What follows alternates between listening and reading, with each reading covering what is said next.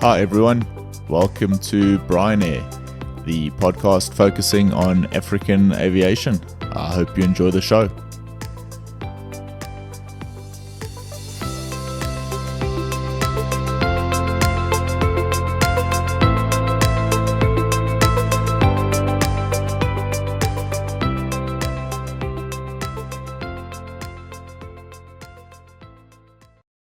Hi everyone, with me on the show today is my aviation mentor, my dad, Keith Roseveare. Dad, welcome to the show. Thank you very much, mate. Yeah, it's nice to be here. Part of the reason why I started this podcast was that I had a aviation mentor at home. When you came back from flights, I heard about the flights, what happened, who you flew with, if it was a nice guy to fly with, a good first officer, bad first officer. I heard all those stories, charters, things like that, things that happened.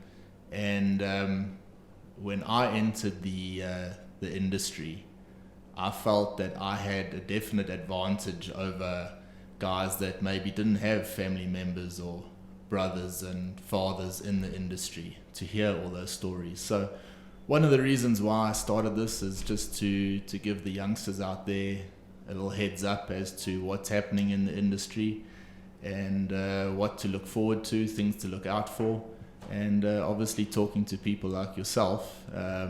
There's a lot that the youngsters and some of the guys that have been in the industry for a while to learn. So yeah, that was the first thing. And the second reason why, I think it's a brilliant way for me to learn, because it's not often that you get to sit down and talk to someone about aviation. The subject normally goes off in another direction, or you get called on the phone or called out to fly, whatever it is, and the conversation comes to an end. So this is a nice way to actually just sit for an hour and chat about flying. So yeah, that's it.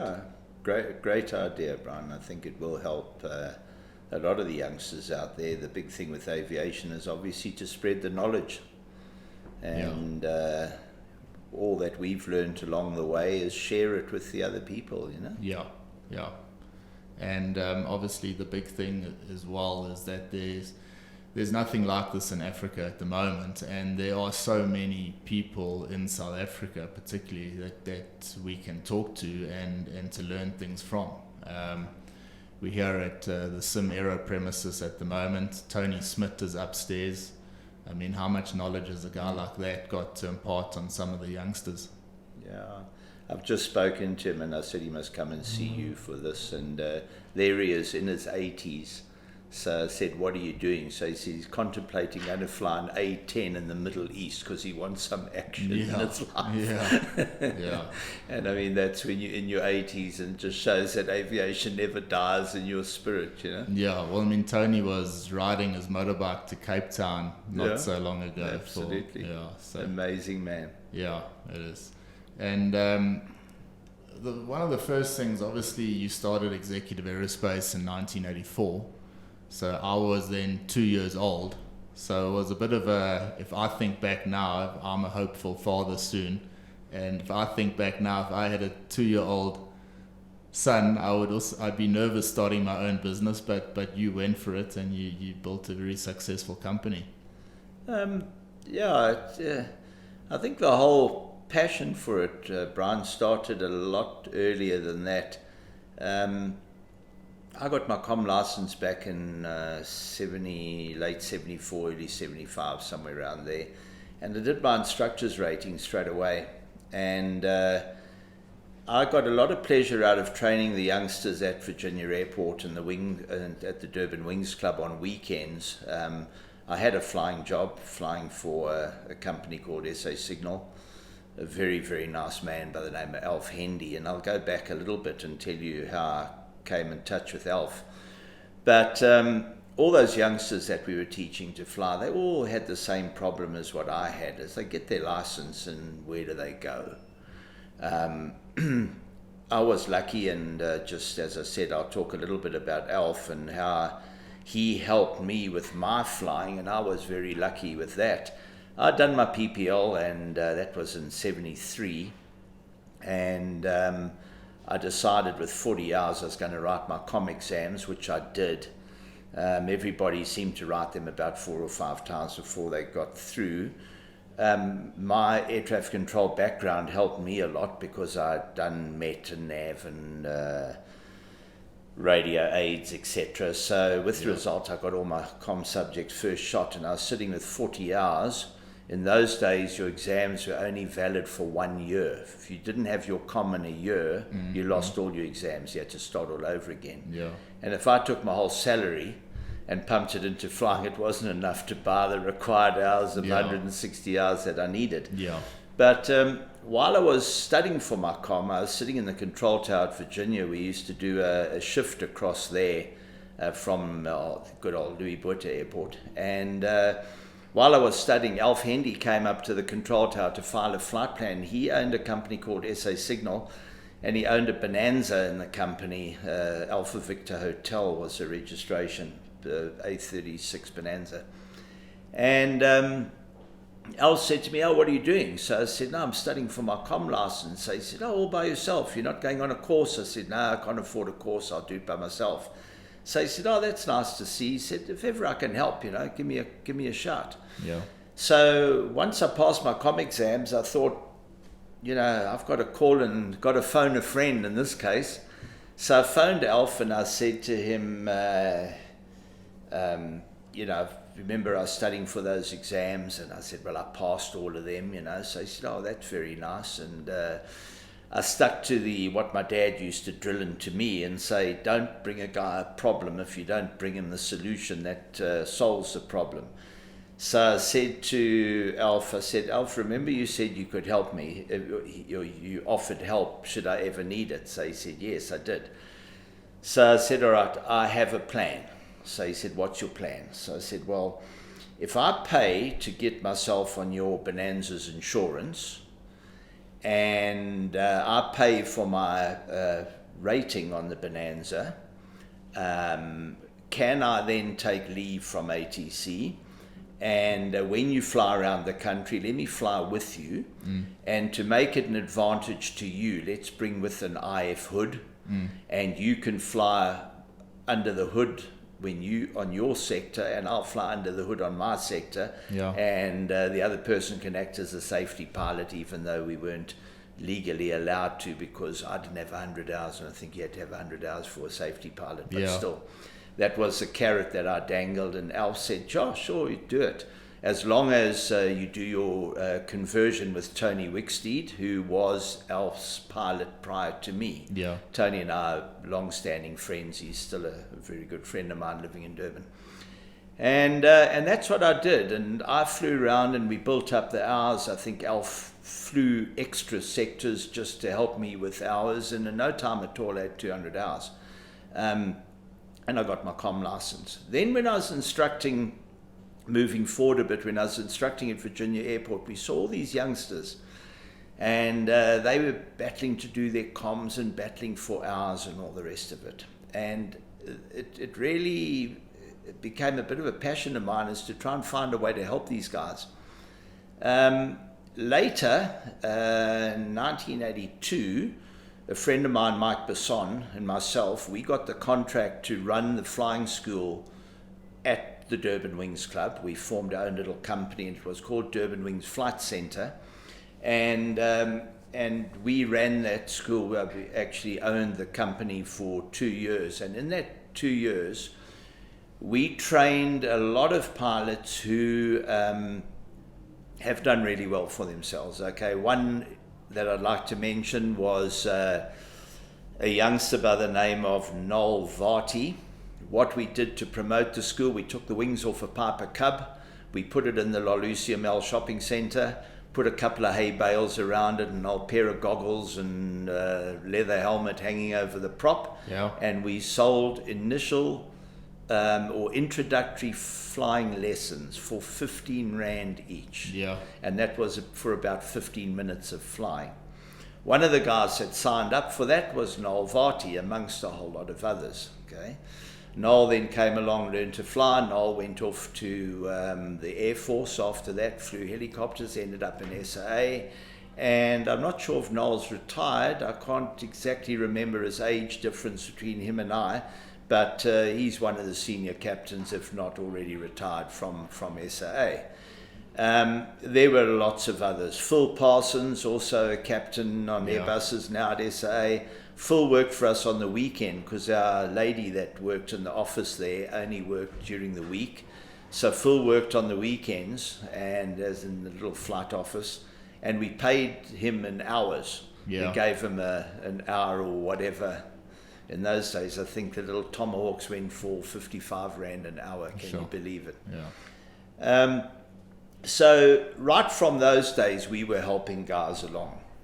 Then later in 1983, a really nice guy, Mike Finch, he's also now a senior captain, training captain at South African Airways. Mike had been hanging around Virginia, got his comm license, got his instructor's rating. And 3 months later, after he got his license, I employed him and started Executive Aerospace. With me came Mike Rabeck, also now a senior instructor and captain at SAA. Mike was helping us, he was working for us at the Durban Wings Flight Centre, so he came across. So it was myself and the two Mikes. Yeah. Now, that was the start of helping youngsters with 200 hours get into aviation. Both Mike Rabeck and Mike Finch went straight from us to SAA. Then later in 84, or maybe it was early 85, we employed Dieter Phillip. Dieter had only flown Cessna 182s at paradropping at Pietermaritzburg. We employed him. Next he was flying the King Airs. Next he went on to Royals, or what was called Swazi Air Cargo. And next Dieter appeared as a captain on the A320s for Flightstar. Okay. And he really accelerated, went ahead very fast because of that break. And he ended up in Singapore Airways. Now, if I go through my memory, I did count one day that we put 69 pilots from 200 hours into the airlines. Yeah. And that's that a makes hell of an achievement. Yeah, it makes me really proud, because you see these guys. I bumped into Mike Finch the other day out at Springs Airfield, and he was so happy to see me, and it was so lovely to see him. I don't think I've seen him for over 20 years. Well, it worked because Mike gave me a upgrade to a business class a few years ago when I was waiting for a plane in Frankfurt. There's a bit of payback. Yeah. And we had all these guys, and if you look through aviation, the guys that make it are the guys that have got that something special that they put into it, that little bit of extra effort. Both Mikes and Dieter were particularly, accurate, committed pilots, and the others that we employed along the way. Glenn Bennett, now SA captain, and Anthony McHale, I think he's flying for Emirates. With Emirates, and many, many, many others down the line. I can't even mention all of them. But one guy that stood out particularly, it was quite a nice story. Our chief training captain at the time was, this was much later years, we were flying the HS 748s then, and some King Airs. Our chief training captain was Peter Ovenstone, and our chief pilot was Tony Buston. And we were looking to take on some more youngsters. Now, we were running a little program that we called Flightline, that we employed these youngsters for 2 years.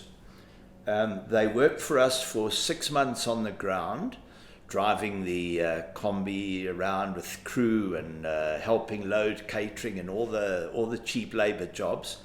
And it gave us time to assess whether they were worthwhile spending money on. And after 6 months, if they made the grade, we put them through the technical on the HS 748. And we did their rating. There were no simulators for the 748, so we did their rating on the aircraft. And once they'd finished, their line training came on all the empty legs on charters. Okay. So if we did a drop-off at Vic Falls, we'd make sure that a training captain did that flight, take the youngster within the jump seat, and then we'd let him fly it home with the training captain in the left seat. So we were looking for more of these guys, and we'd whittled it down to a short list. We needed 2, and we had a short list of 5. And Tony and Peter Ovenstone, they were doing the interviews, and when they were finished, I said to them, so which 2 made it? And he pointed the 2 out. And the next day when I got to work down our office at Durban International, the third guy who didn't make it was at work, a youngster by the name of Chris Simmons. And I went to Peter and I said, Peter, you told me Chris Simmons never made it, but I see he's at work today. And old Peter could be quite grumpy, and he said, well, it's not my fault. So I went to Chris and I said, Chris, unfortunately, you weren't successful. Yeah. He said, yes, I know, but I'm not going home. I'm staying here. Yeah. So anyway, every day Chris came to work and he made tea and he cleaned windscreens and he helped load aeroplanes. And 2 weeks later, I said to Pete Ovenstone, this is getting embarrassing. Employ the guy. Give him a chance. Yeah. Anyway, we did. And Chris was absolutely wonderful youngster. He worked very diligently for 6 months on the ground. Then he did his rating and then he flew.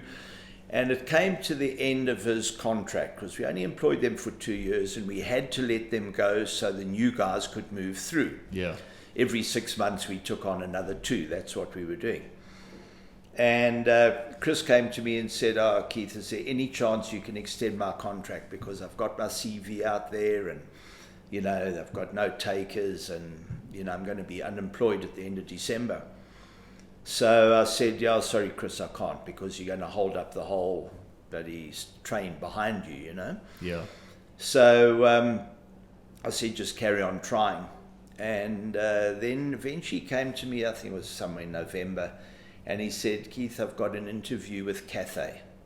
Can I have a couple of days off or a week off to go across to Hong Kong for the interview? And I said, yeah, of course, go. Chris came back and I said, how did it go? He said, oh, I'm not so sure, whether it went all right, whether they're going to call me back for the second interview.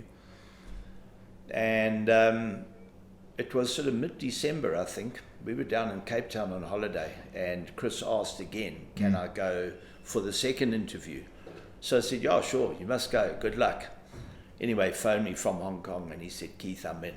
Okay. Yeah. Now, if Chris hadn't had that absolute commitment of saying, I'm not going home, I'm staying, he wouldn't have got the job. He wouldn't have got into Cathay. Yeah. The long and the short of it, he ended up being based in Hong Kong for a while. He ended up then he married a Swiss girl, lived in Switzerland, but he was based out of Amsterdam. Mm-hmm. And he used to commute down to Amsterdam to pick up his flights. And then later he got a command and he had to move back to Hong Kong. Yeah. And there he is, captain on an Airbus or 747 or whatever he ended up as a captain on. I'm not quite sure at this stage.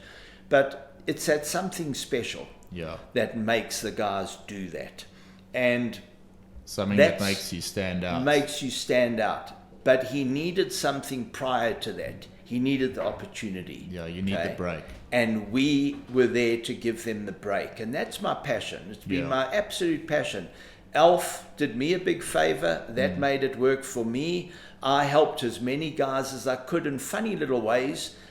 Even Tony Buston, he was flying for East Coast Airways at the time. I was operating a King Air for SA Signal. They'd bought a King Air 90 then. I got Tony to be my standby pilot, and his boss Ed Jamison then sent him to the States to do his rating. So Tony started getting turbine time. And I think similarly with John Whitaker, who also ended up in SA. Captain John and I were ATCs together, and while I was flying for SA Signal, I convinced Alf to let John do a twin rating on our little Baron, Juliet Killer Zulu. you know, and I think that helped him a long way. He ended up flying a 402 and then going off to SA and then Korean thereafter. So you needed that little opportunity, and mixed together with your enthusiasm and that little bit extra special that some of the pilots had, and then off you go. The funny part is, this whole thing's done a complete circle. One of the youngsters that we employed was a guy by the name of Barry Gove. Barry came to us, a little surfer from a Amanzimtoti, brand new comm license. We employed him. He flew the Sky Vans on freight operation at night, and then later he and I flew together as crew on the 748 for many, many hours. And we got on really well. He left us and joined SA Express, and that was the last I'd sort of heard of his job movement. In 2015, 14 or 15, somewhere around there, I was renewing my license, and I came to Samero to renew my license on the MD-82. And who was sitting here managing Samero was Barry Gove. And I said to Barry, "What are you doing here? I thought you flew for SA Express." So he said, "Well, I do, but I'm also the general manager here." So I said, "How did you work that out?" So he said, "It's a long story." And he said, "It's not the only job I've got. I'm also head of training, and I'm also the lead instructor on the Dash 8 and the ERJ." So Barry's an operator. He's an operator of Barry, and what a lovely guy. Well, Barry, just to stop you there as well, Barry had a huge influence on my career as well. Of course. Because he was my contact at SA Express before I started there in 2010. So I was sending Barry emails to say, "Listen, when there's an interview, please consider me." And obviously... Payback time. Payback time, I ended up getting the job.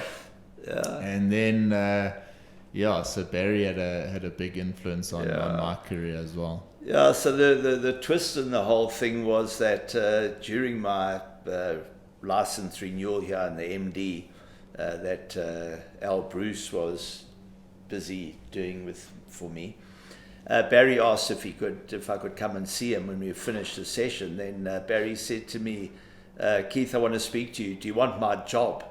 So I said, "Which one?" So he said, "No, just one. Do you want to be the general manager of Samero?" So I said, "Yeah, why not?" I was sort of not doing anything much in those days. So it was all agreed. The director, Eric Renault, flew out from Paris, and he came to see me, and boom, I had the job. Okay, one of Barry's jobs. Okay. Barry remained as head of training, and Barry remained as the lead instructor on the Dash and the ERJ. Then he resigned from SA Express, and that made it a bit easier. It made him more available here. Next, he resigned from here, and he went and flew for Kronos for a while. And ultimately went across to Sydney as a sim instructor for Qantas. Doing well in Australia. Doing really well. Problem was, I inherited all the jobs he had, with the exception of the SA Express job. So I ended up general manager here, head of training, lead instructor on the MD-82 and the ERJ. So it put me in a situation where, particularly being on the ERJ, we had opportunities to train a lot of youngsters. And we started getting young South Africans off the street coming here saying, "Look, I'd like to do a rating." And we gave them special price if they were, self-sponsoring. And next we were churning out young jet-rated, ERJ-rated pilots, and Kronos took... Well, the ERJ basically became what the King Air 200 was 15 years ago. It's an entry-level jet, and in those days, if you flew a King Air 200, it was the equivalent of flying probably a 777 today. You know? So, times have changed. Anyway, we trained umpteen dozen of these youngsters. Kronos took a lot of them. Kronos didn't keep their pilots for very long, which was nice for us, because as they left, they called on us for more. And just about every pilot that trained with us, and the 1 year I think we did 40, all ended up with nice jobs. Now, the really nice part with this is little things happen like this. A guy by the name of Philip Darnay phoned me one day. Now, years back when I was 18 years old, I used to date Philip's sister. She was 18. Philip was, I think, 2 at the time, somewhere around there. He was a little guy crawling around the carpet. And Philip phoned me and said, "Oh, Keith, do you remember me?" And I said, "Yeah, of course I remember you." He said, "Look, my daughter has got a comm license. She's been flying up in the swamps on a caravan, and he would really like her to do a Beach 1900 rating. Can we help?" So I said, "Yeah, of course we can help, but why do you want to do Beach 1900 rating?" So he said, "Well, you know, she's got turboprop experience and she'd like to get onto something bigger." I said, "No, put her on the ERJ. Let's do it on the ERJ straight away." So he said, "Yeah, but will she cope? You know, she hasn't got much twin time." I said, "I'm sure she'll cope. We'll make sure she does." Anyway, she came along. Her name's Simone, and she did really well. She trained with another guy by the name, or later, one of her colleagues came along by the name of Andreas Christofuro. And I'll tell you the story about him as well. But Simone ended up going to Kronos. From Kronos, she went to Salenta. At Salenta, she's now got a command. And there's this girl whose father thought maybe she can't cope with an ERJ. She's sitting in Salenta as a captain. Yeah. And that really makes me happy. You know, that's what we're here for. That's putting the something ultimate back. goal. It is. Now, we were talking earlier on about the guys that have got something special. Andreas, he came along. There was a group of 4 of them, I think, that we were training at the time. Andreas was probably the weakest out of the lot. I think he had 8 hours on twins. Now we put him on the ERJ, so we were really holding his hand. But every day when we were finished in the sim session, Andreas asked me if he could borrow one of the lecture rooms or the briefing rooms. And even if it was late at night, he would sit here and stay here, should I say, and write the whole exercise we've done on one of the whiteboards. Yeah. Full of writing, with where the calls were, what the frequencies, the whole, everything on the board. And he ended up being one of the strongest candidates on that course. Once they were finished, Kronos said, "Keith, we need some pilots. Have you got a good one for us?" I said, "Yes, you've got to take Andreas. He'll do you guys proud." Of course, off Andreas went to Kronos. He came back for his first recurrency, and he arrived 2 days early, asked if he could borrow a classroom. And there he went, writing on the board again. Yeah. Everything that he was taught, writing on the board. And he did his recurrency. Later, he left Kronos. He went to Salenta. And I saw him the other day. He popped into the center here. And I said, "Andreas, how many hours you got on the ERJ now?" He said, "Hey, 1,400. So I said, "Oh, that's wonderful." So he said, "Keith, can I borrow a classroom?" I said, "Yeah, sure. What do you want?" So he said, "Well, he's doing his recurrency in 2 days' time, and he just wants to make sure he's got his act together." Yeah. Sure as nuts, there he was. We lent him the one briefing room, and the whiteboard was full of writing with all the SOPs and the calls and the frequencies and everything. Yeah. And here's a guy, 1,400 hours on the aircraft type, coming to do his recurrency, and he's still putting all that prep into it. Don't underestimate the value of being prepared. Absolutely. Now we get other kids, okay, I'm training one at the moment, I'm doing a recurrency on one at the moment from Nigeria. I'm not going to mention any names, but this youngster failed his initial or her initial type rating, had to redo it, eventually got through. She comes to do a recurrency, it's her second recurrency. Totally unprepared. Yeah. Sits in the aircraft like flying is easy. I don't have to prepare myself. And, you know, I've given her 2 sessions over the last 2 days, really harsh sessions. I had a debrief with her yesterday for about an hour and a half talking about her attitude. Yeah. And Andre Duplessis got her today for the final session. And I hope she learned something from what I said yesterday. Otherwise, she is not going to be passing. Yeah. So well, that's the difference. In an airline, if you're not prepared for your sim, you don't pass. It's as simple as that. The responsibility is just too high. Absolutely. I mean, I say to the guys here in the class as well, you know, think about all those people behind you, you know, that's a full aeroplane. There's a lot of people, there's a lot of families that are relying on you to do a safe flight. You know, there is no room for error. That's right. Well, I caught this person out yesterday because we were doing engine failures on rotate and slingshots and putting them back and doing it again. And the first time round, right rudder came in and worked okay because she'd lost her left engine, and I noticed her left foot was on the floor. It wasn't even on the rudder. I said, why is your foot on the floor? No, well, I'm only using the right one. Okay, you fly the airplane, both feet on the rudders, please. So we did about 3. Then I failed the other engine because she stood on the same rudder. And boy, in we went, inverted, bang, crash. Yeah. And I said to her, now, where on earth was your mind with this?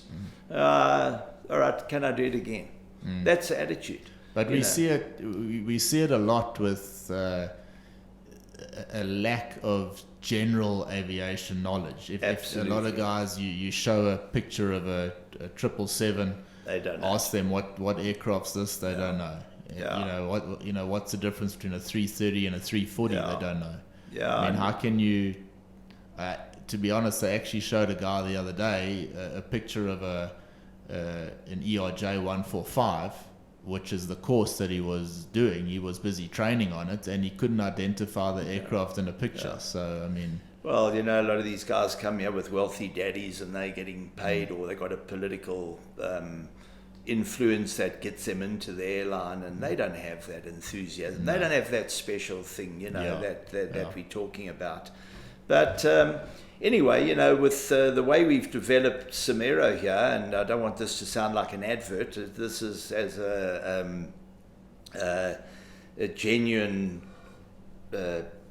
ingredient that we have, which I don't think many other sim centers have.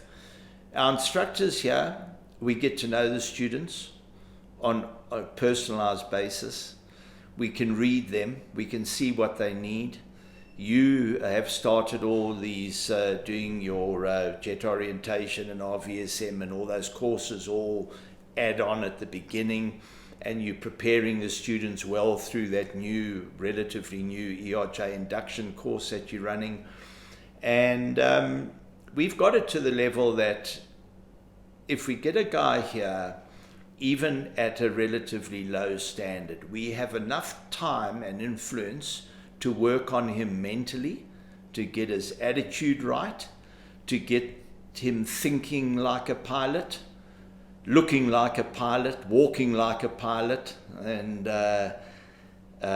ultimately flying like a pilot. Yeah. When we release them from here, they are compliant, they meet the standards, they go off to the airline. We'll be doing a lot of guys from Nigeria, a lot of them are flying for Air Peace in Nigeria, and they're coming back 6 months later, and a lot of these guys are really polished, you know. And huge improvement from the beginning. Huge improvement, and you know, you go to bed at night and really proud of these youngsters and proud of ourselves, that Yeah. we're doing it. Yeah, so that's it. The big full circle from when I was a youngster to, now I'm an old man and still doing the same thing with the same amount of passion. Yeah. I just want to go back a bit. When I started flying at Executive Aerospace, I was flying the DC-9, and Tony Buston was one of the guys that I did a lot of flying with. And I remember you told me, when I started flying, that you'll pick up little things from various captains as you go along. Some of the guys are very good with dealing with passengers. Other guys are very good technically. Other guys have fantastic hands. Some guys talk brilliantly to air traffic control. And all we can really do is learn from each of them, take little bits of information from each of them and try and develop your own way. Which I've done my whole career so far. And it's led me to find sort of a relative success and happiness in the flight deck by doing that. Even now at SACS, I mean, there are guys that I've picked up a huge amount from, over the years. So that was definitely valuable advice. Yeah, well, that's what we're doing. I tell a lot of our students, I just say, listen, it's not that I am clever and you are not clever. I've been instructing since 1975, and I am a data bank. I have saved to my memory all the little incidences that I've seen, that I've heard of, that I've experienced myself. And all I'm here to do is to share that knowledge with you. And you as a student needs to absorb it and add other bits of knowledge that you get from other instructors and reading and watching air crash investigations and being reading involved. Accident reports. Be totally involved. Eat, breathe and sleep aviation. Absolutely. We had a youngster here the other day by the name of Stanley from Air Peace. Stanley, we trained probably a year ago. I think he came for his second recurrency. Stanley's knowledge of aviation is way above what it should be after 1 year of active flying. He didn't get that knowledge through 30 years in aviation. In 1 year, this guy must have read every book, watched every article or on TV or whatever he possibly could. And that's that special thing. That's what makes these guys proper airline pilots. That's it. And there's so much information out there Absolutely. now. I mean, there's nothing you can't find. You can find anything online, and you got to read it. Like just with me saying with Tony, I mean, he was the first guy I learned. He had really great hands when he flew. Tony he was so smooth, fantastic hands. And Peter Ovenstone you mentioned before as well. Peter was a real sort of old school pilot, and he had his own way of doing things, but a fantastic guy to fly with. And it's definitely those two guys. Paul Sear as well. I flew with him a lot, and fantastic guy to fly with. And then even now at SACS, I mean, the guys that, the normal line pilots that I've learned a lot from. Ian Finley, who's been our chief pilot or person responsible for flight ops at SA Express for a long time. A hell of an operator in the aircraft. A guy like Hein Dorner, I brought you one day for you to meet. Whenever you finish a flight with Hein, you just feel better about life. He's such a happy, enthusiastic guy. And definitely something that, you've sort of instilled in me was, flying is an event. If you're going to go fly, it's an event. Be happy about it. I remember those charters we did together. It was always a big thing. You wake up in the morning, you're excited to go flying, and when you're excited and keen, you tend to do a good job. Absolutely. If you don't want to do it, you tend to you don't fly as well as what you could. No, for sure. You fly hard, and when you get to the other end, you play hard, and Yeah. it's your sort of release. And then the next day, you all geared up with the right amount of enthusiasm, knowledge, and adrenaline. Why has that sort of gone out of aviation though? I mean, you talk to a lot of the older guys that I fly with, and they always tell me, oh, when we had night stops here, we used to do Yeah. this and that, and there was the atmosphere was different. Yeah. Now it's more what I think the airlines used to have 5-night and 7-night night stops in places like New York and London and various other places. Now, all money saving, it's a short as possible turnaround and come back, and the crew is still, trying to recover from the westbound flight before they have to tackle the eastbound flight. So all the fun side of that is gone. But it's become more professional. And if I had my life over again, I would do exactly the same as what I've done in this life. There would be nothing I would change, not one small item I would not change at all. I would do exactly the same, because I'm 68 years old next birthday, coming up not too far future, and I have as much enthusiasm in aviation now as what I had when I was 18 years old wanting to be a pilot. Yeah, no, I believe it. And you just have to keep it that way. And you're enjoying the instruction as much as you did. Absolutely. We work with a wonderful team here. I mean, we've got a hand-picked team here. Everybody that works here, we pick by hand. We've got terrific staff. We've got fantastic instructors, all with good knowledge. We've got lovely simulators, lovely centre, and we're expanding. And I come to work, I look forward to it. Yeah. Except on a Sunday morning or Sunday afternoon when there's a Grand Prix, and I'd rather be at home watching a Grand Prix. Yeah, well, that you expect. Yeah. Yeah, that's about it. Yeah, and from what you can see, the future going forward, thinking of sort of young South Africans now with a COM and a frozen ATP, what could they be doing? Which direction should they be looking at? Bryan, things have changed a hell of a lot. Okay, they need to get into the airlines that become feeder airlines to the bigger ones. Okay, in spite of the fact that Airlink would like to keep all their pilots that they have, they got a really good bunch of guys and a lot of them. It's never going to happen. They'll keep some of them. The guys will move on. Yeah, they're trying to fill their pool of pilots. They've got both taps turned on, but the plug's not in the plug hole. And those guys are going to run out. They're going to go to Emirates and other airlines around the world. And I just hope that the boom that aviation has been through persists for a while. Things are cyclic, of course. And who knows, in 3, 4, 5 years' time, maybe there's a recession in aviation. I'm not trying to be a prophet of doom. I'm just saying that the guys that have the opportunity now to come and do ratings on decent aircraft, be that special person, get moving through, whether you go through Kronos and Salenta or Airlink, and move on from there to Emirates or Qatar or wherever else you can go in the world. Yeah. Maybe they've got to look at getting EASA licenses these days, if gives them some more opportunities. But they've just got to attack it with absolute enthusiasm and belief that they can do it. Yeah. It's a difficult There's world no out there. substitute for that enthusiasm. Nothing at all. Nothing at all. Yeah. Enthusiasm overrides knowledge, wealth, health, the whole lot, boy.